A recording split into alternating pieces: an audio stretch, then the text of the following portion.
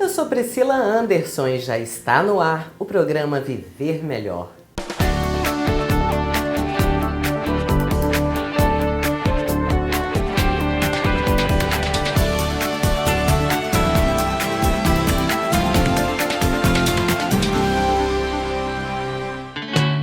Informações sobre a tuberculose com a pneumologista Karina Tavares. A forma de contágio é pelo ar, não é? Então até dentro de um ônibus você pode pegar.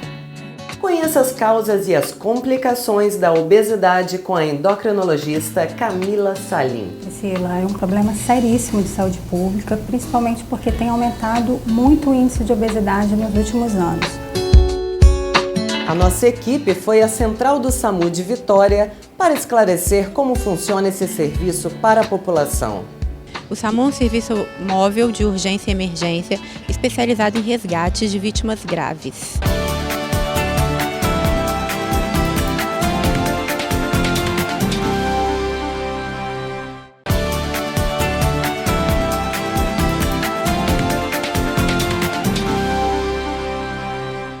E já estamos de volta para falar sobre a tuberculose com a pneumologista Karina Tavares.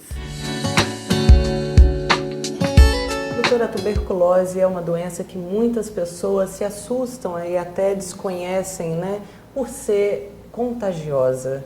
Isso. Quais as formas de contágio? Isso. A forma de contágio é pelo ar, não é? Então até dentro de um ônibus você pode pegar tuberculose. Claro que isso também incide numa tendência pessoal, se você está um pouco imunodeprimida, não é? Acontece de você pegar com mais facilidade. Mas um paciente que está com tuberculose, ele ao contrário de antigamente, ele não precisa mais ser retirado do seu convívio, por exemplo, familiar. Do convívio social, sim. Então ele deve ficar afastado do trabalho, das suas funções laborais.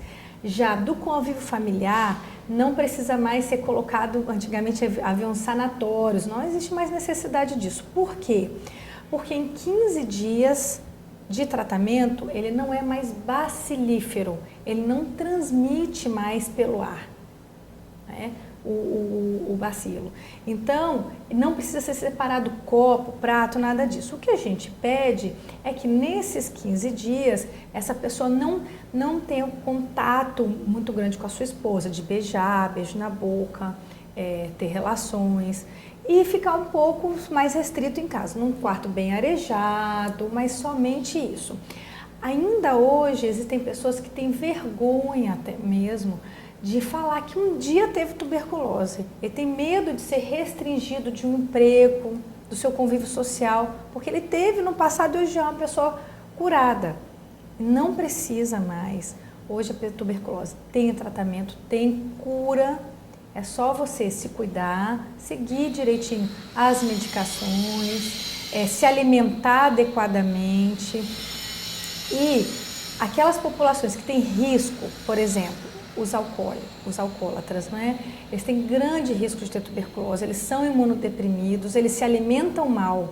Então eles têm que ser muito bem cuidados, têm que se alimentar bem, deixar o vício etílico e se tratar. E quais os primeiros sintomas? Os primeiros sintomas da tuberculose são, o mais comum é tosse. A tosse ou seca ou com catarro, mas não é uma tosse aquela que está ligada a um estado de resfriado comum.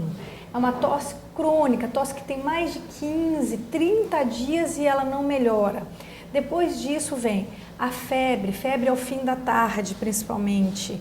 Todo fim de tarde não é uma febre muito alta, por isso que às vezes demora um pouco a ir procurar auxílio médico, porque é uma febre de 37,5, é 37,8, toma uma medicação, já alivia, e só que aí todos os dias no fim da tarde essa recorrência, com sudorese, ele sua, um suor profuso, e isso vai acontecendo. Depois começa a ter o emagrecimento, a perda ponderal. Alguns também têm halitose, um mau hálito, um hálito que a gente chama de maçã podre, de cachorro molhado. Eles começam a ter esse hálito. Por quê? Porque o ar que vem do pulmão dá esse mau hálito neles.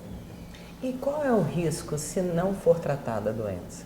O risco é porque é uma infecção pulmonar. Ela é uma infecção lenta, porém progressiva. Ela não é como uma pneumonia comum, bacteriana, que se alastra com muita rapidez no pulmão e a pessoa entra em insuficiência respiratória.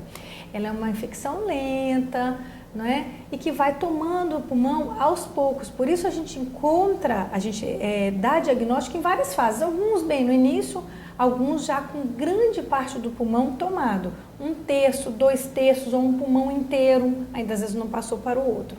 Então, à medida que ele vai matando o pulmão aos poucos, se ela não for freada, se o bacilo não for controlado e morto, ele vai ampliando a extensão dele e vai causando insuficiência respiratória até levar ao óbito. E o tratamento é simples? O tratamento é simples, medicação? sim.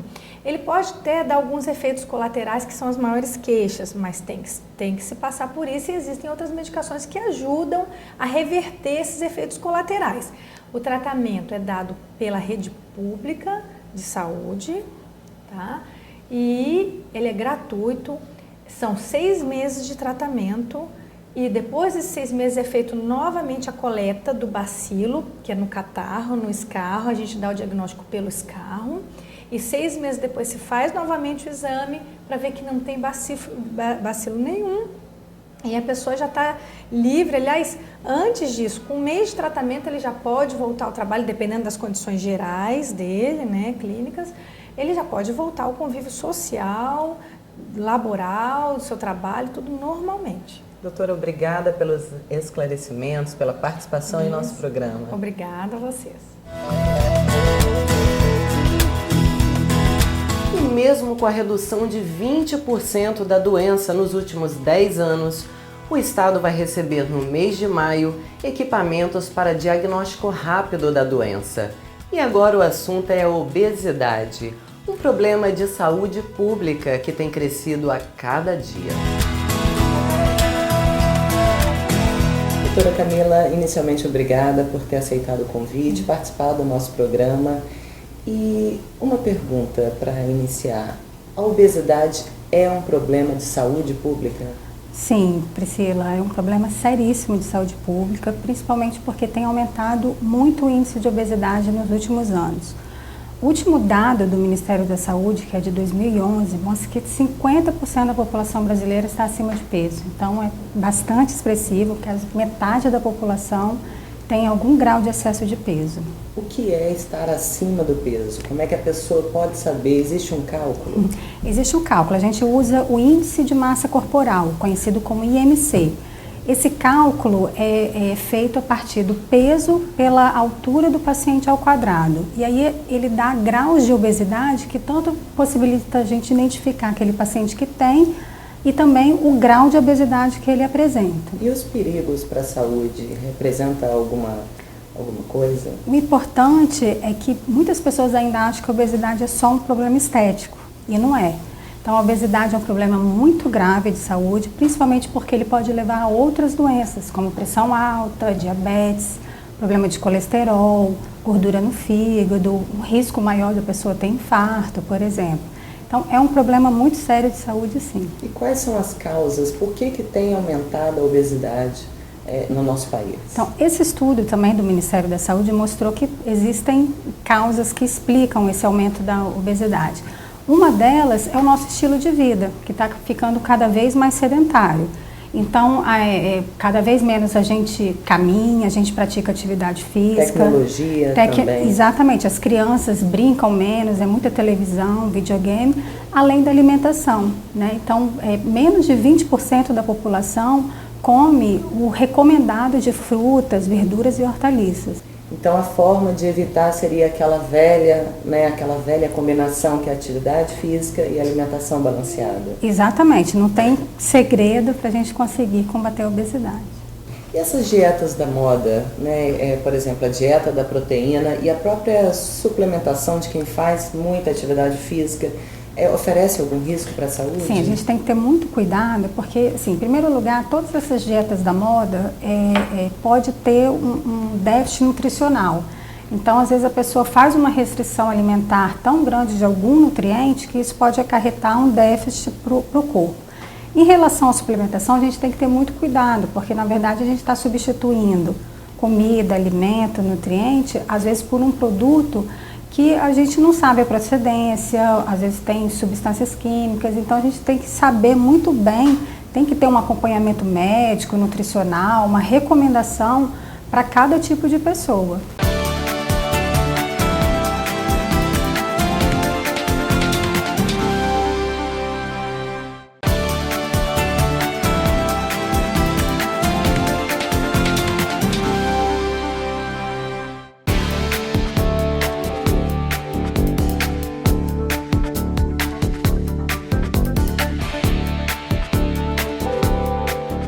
Doutora Thaís, o que é o SAMU? O SAMU é um serviço móvel de urgência e emergência especializado em resgate de vítimas graves, vítimas de acidentes, vítimas clínicas também, para prestar o melhor atendimento e socorrer os pacientes o mais rápido possível para levar o pronto atendimento mais próximo. E o que acontece a partir do momento que entra uma ligação aqui? A partir do momento que o solicitante gera uma ligação para o SAMU, essa ligação ela é atendida pelos TARMs, né, que é o nosso primeiro atendimento, no qual é importante e fundamental que o solicitante informe os dados de localização de onde a vítima se encontra, porque sem esses dados a gente não consegue chegar com precisão e rapidez até o local. E às vezes um dado errado para os TARMs atrasa o nosso atendimento e muito, como um bairro informado, um número de residência, um nome de rua informado errado, isso atrasa muito o atendimento do SAMU. Depois que esse atendimento é gerado no TARM, ele é passado diretamente para o médico regulador, que vai fazer uma triagem de gravidade, né, para selecionar nível de gravidade dos pacientes. E nisso a gente faz umas perguntas direcionadas ao telefone, na qual é de fundamental importância que o paciente responda para a gente definir qual o tipo de ambulância e o tipo de atendimento mais adequado e mais rápido vai chegar ao paciente. Então, a população às vezes fala, mas pergunta demais, demora demais. É necessário, então? Sim, é muito importante responder todas as perguntas solicitadas para que a gente possa prestar um serviço mais direcionado, um serviço de maior qualidade para o paciente que está precisando do atendimento do SAMU. Porque às vezes um dado não fornecido nos direciona a um tipo de atendimento diferente. Às vezes uma pergunta que a gente faz que o solicitante não responde, a gente fica sem saber se a ambulância que a gente enviou era adequada ou não para aquele atendimento, certo? E isso pode, né, atrasar o atendimento do paciente. Então, todas as perguntas feitas, elas são direcionadas para melhorar o atendimento do paciente. Depois que nós fazemos essa triagem, a triagem médica, a gente imediatamente libera a ambulância no sistema. E aí, os radiooperadores acionam a ambulância e encaminham com o endereço e as características. E quando a pessoa deve ligar para o SAMU? Bom, o solicitante ele deve ligar para o SAMU sempre que ele se deparar numa situação, né, que ele não saiba o que está acontecendo, uma situação clínica, que ele tenha dúvida, né, a população em geral, se tiver dúvida diante de um paciente, né, do que está acontecendo, para ser orientado, deve ligar em situações de urgência e emergência, como acidentes, né, agressões, certo? Agressões físicas, pacientes que estão com sinais e sintomas de gravidade, né, pacientes que estão com falta de ar, pacientes que estão com dor no peito, né, pacientes que tiveram desmaios, né, tudo que gere um transtorno para o paciente, um risco para o paciente de saúde, né, é dado ao solicitante as orientações necessárias para o solicitante, né, iniciar o procedimento que a gente orienta pelo telefone até a ambulância chegar até o local. Então o solicitante, sempre que se deparar numa situação médica, uma situação de saúde da pessoa, que ele se sentir em dúvida, que ele se sentir assim, esse paciente precisa de uma ambulância ou não, ele sempre deve ligar para o SAMU, porque mesmo que o paciente não necessite de uma ambulância, isso é informado e orientado, né, à população como deve ser feito. Agora, eu preciso levar o meu filho no médico porque ele está com febre. Eu devo ligar para o SAMU, eu devo chamar o SAMU ou não? O SAMU ele não é um serviço de transporte, né? Nós não fazemos transportes para consultas médicas agendadas.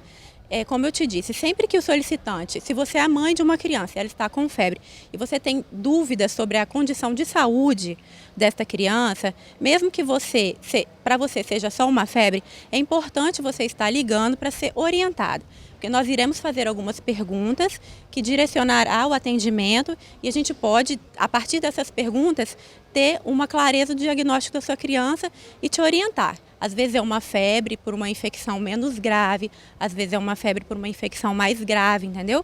Nós não somos um serviço de transporte, mas nós somos um serviço de urgência e emergência e estamos aqui para poder ajudar e orientar a população.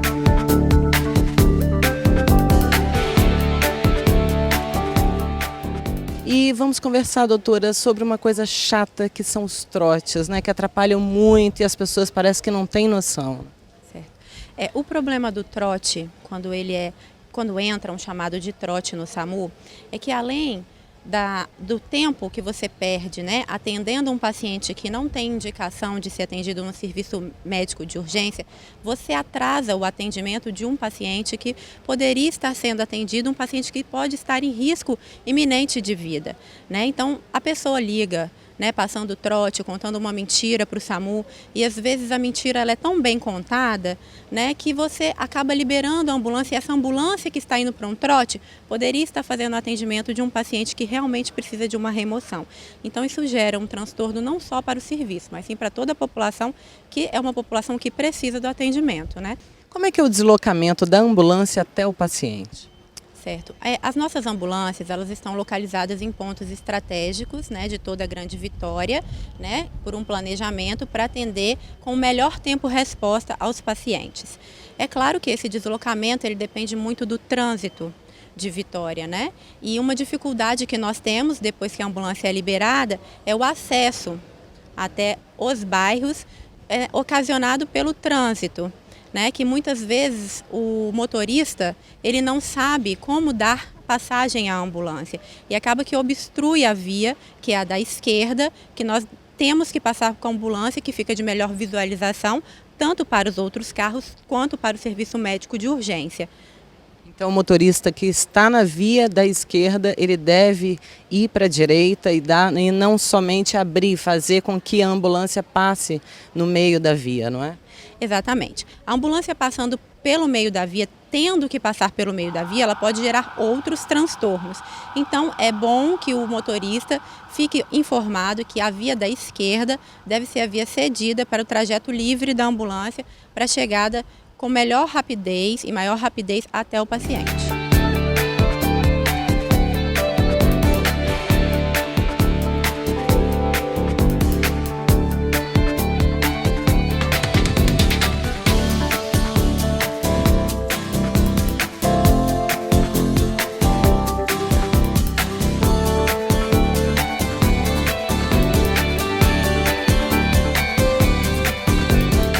Esse foi o programa Viver Melhor de hoje. Eu te espero na próxima semana. Até lá!